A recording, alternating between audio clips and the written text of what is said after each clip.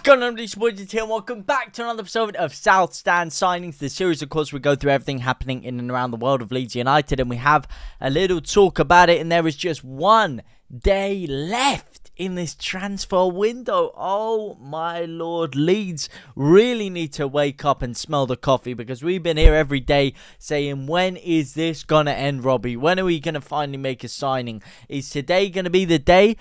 Maybe, maybe not. We've got a few interesting stories to get into. I don't want to waste any more of your time. Let's get straight into the first one. And the first one is surrounding Mr. Daniel Farke. And maybe he can answer some of the questions we've been asking about why the hell we haven't brought anyone in. We've been sat here waiting, and we've lost two players of two players of fullback positions. Believe me, we lost more than two players, and we'll get on to that in a minute. But we lost two players that played at right back that could do a job till the end of the season. One was for disciplinarian reasons. One was for people didn't think he can cut it anymore.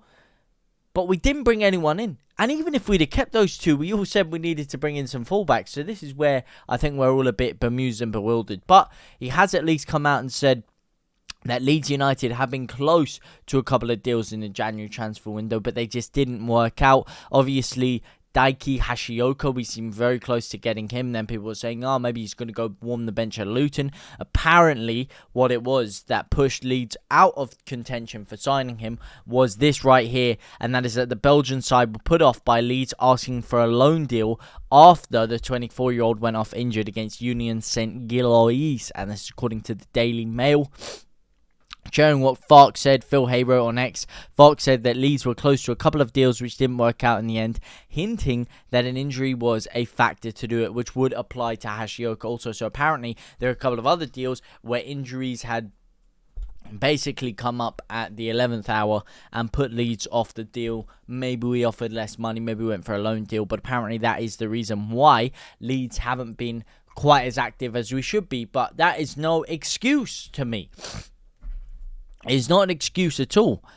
If you really are that hesitant in the transfer market to the point where you're waiting until deadline day to make any deals, if you're that hesitant and that worried about signing players or spending the extra cash to get them, then why would you let two players we already have go? Alright, yeah, there's reasons, disciplinarian reasons for Jed Spence, but guess what? He was still a good player who could serve us if we had an injury in that position, like to Archie Gray. He was still a very, very good right back, in my opinion. Yeah, maybe he upset the changing room a little bit, but you know who didn't upset the changing room and didn't affect any of that? Is Luke Ayling. And even if you are in the camp, I'm not. I still think he could have done a lot of things for Leeds. People call that contrarian, call that whatever you like. I think he would have been a great servant for Leeds for the rest of the season to help us get promoted. But even if you aren't in that camp, at least he's there as backup if we get injured. I don't care if we have to let him go on a free at the end of the season. It doesn't bother me. But at least he's there as backup. And he's not someone that's going to refuse to play to force his move out. Sure, he might want to move out, but, if Leeds turn around and said, listen, we can't bring anyone else in, we're really going to need you to pull a shift behind the scenes, on the bench for the rest of the season, then I'm sure he would have done it. And I don't know why we haven't. Another story just to really rub salt in the wounds in this is Nadiem Amiri, who obviously had that whole debacle in the summer about coming to Leeds and refusing to come to Leeds. Apparently, he has now agreed a deal to leave for £4 million, which is less than what Leeds were even going to pay for him. With his contract still due to end in June at Leverkusen, the German leaders have opted to get rid as soon as possible in order to bring a fee and save 6 months of wages. They are set to rake in just £1 million. Sorry, I don't know why I said 4 million. 1.5 million pounds. Around 4 million less overall, I think, than they would have got from Leeds if the deal had gone through in the summer. So you made a fool of yourself, mate. So the club should have just sold him to us, but would he have even affected our season that much? I don't really think so. Anyway, now another news coming out of Daniel Farke is thus he gives us all a deadline day guarantee as last-ditch Leeds United transfer update emerges. What is that transfer update? I guess we'll have to wait and see, and that story is coming up very, very shortly, and it is surrounding a guy we've spoken a hell of a lot about, and the name that just will not escape Leeds, Mr. Ben Godfrey. And apparently Leeds are basically using him as our last-ditched attempt to sign anyone. This seems to be the last guy that we're in the market for. Everyone else, every story has gone cold on, but Ben Godfrey appears to be someone that Leeds are likely to try and swoop. The keyword, try. Daniel Farke is yet to add to his squad with just 2 days remaining in the January window. Despite the lack of activity, rumours, as always, have been rife at Ellen Road. Yeah, believe me. Leeds United close to the swoop for Ben Godfrey. You look at the back four, Stroke's been out injured for a while, so now Liam Cooper came in, played alongside Joe Rodon. He did indeed. And obviously, we have a lot of strength and depth, as we spoke about before. We spoke about this a couple of days ago. This is a centre-half, really the player we need. I know he can play also at fullback, but he is naturally a centre-half. But anyway, the thing that's really thrown a spanner into the works when it comes to this is the fact that he featured yesterday for a full 90 minutes. That's right, he found minutes very, very hard to come by. But all of a sudden, Ben Godfrey's value increases as Everton emerges from a Fulham draw as Leeds United chase last gasp January transfer move. The Merseyside outlet reported via their website on the 31st of January that after the 26-year-old played 90 minutes at Craven Cottage the night before amidst a Toffee's injury crisis, that his performance is likely to have reduced the chances of him leaving before the deadline. And this is absolute snakeage at the finest order.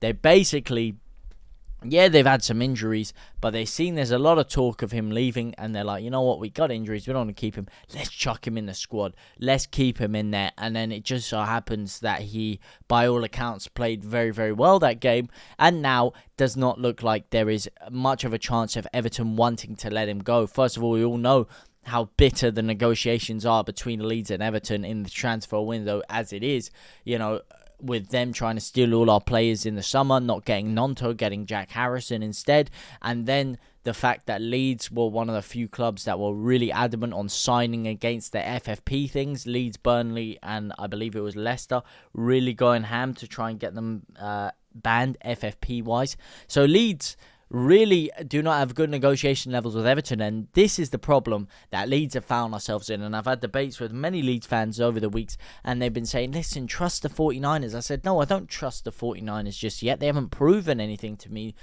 that I should trust them to be competent in the transfer market. And what have they done? They've left it till the death. And everyone was saying, listen, Leeds will get their business done. Don't you worry. Leeds will get their deals done by the end of the transfer window. It'll all be rosy. It'll all be peachy. Well, guess what? When you leave your deals to be done at the end of the transfer window, when you leave them to be done at deadline day, something like this is always likely to happen. If we'd pulled the trigger on it 3 weeks ago, when we were first talking about Ben Godfrey, if we'd have pulled the trigger there and then, if we'd have stumped the cash up, we'd have said, listen, this is the man that Farke wants, this is the man that Leeds want, let's just get this deal done. Then guess what? He would never have played for Everton during this injury crisis. He would have already been gone. It wouldn't have been on their mind. They might have been looking elsewhere to bring someone else in. They wouldn't be playing him.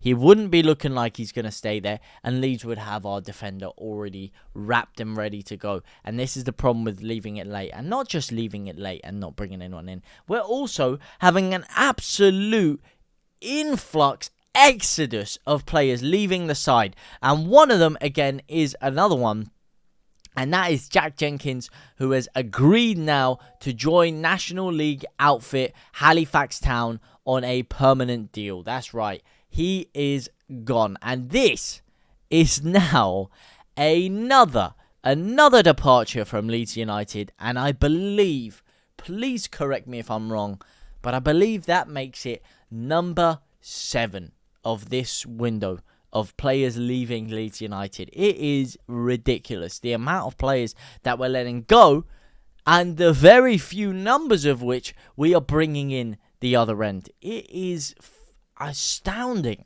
how we're doing this. I really just do not know why Leeds have been this slow to perform.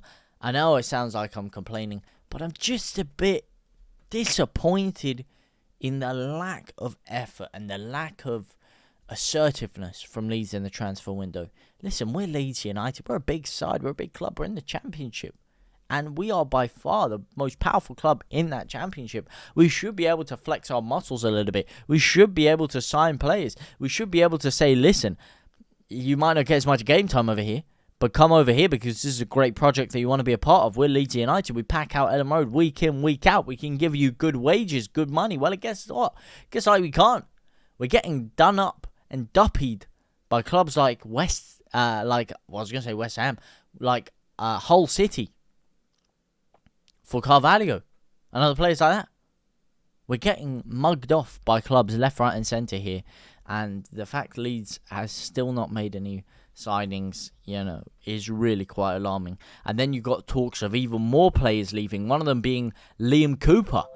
And apparently, thankfully, Daniel Farke has said, listen, this Liam Cooper deal is not happening because the chances of us bringing another defender to supplement losing Liam Cooper is not likely at all. And thankfully he came out, he said, I've spoken about no one of our key players will leave the club. Liam is our captain, has played many minutes in the last few weeks, and he's still one of our key players and cornerstones. None of our cornerstones will leave the club. Liam will definitely stay with us, which is quite alarming when you look at Luke Ayling and the fact that he didn't see Luke Ayling as a cornerstone of the club, which is, quite upsetting to hear, if anything. But to just finish off this few hours of news reporting, there is at least some sort of positive news, and that is that Archie Gray and Crescencio Somerville are fit and back in training and back in contention to play on Friday. But let me know what you guys think about all of the news down in the comment section down below. Do you think Leeds will get Ben Godfrey done? Do you think Leeds